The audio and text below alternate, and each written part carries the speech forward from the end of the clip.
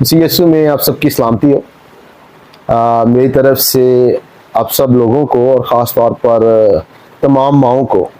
Happy مدرس day. جب mother day کی بات ہوتی ہے تو بہت دفعہ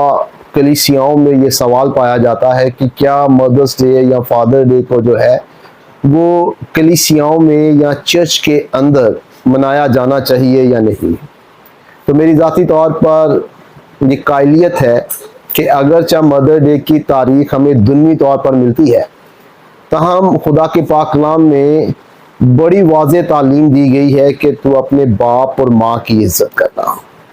عہد عتیق میں یہ 10 احکام میں سے ایک حکم ہے،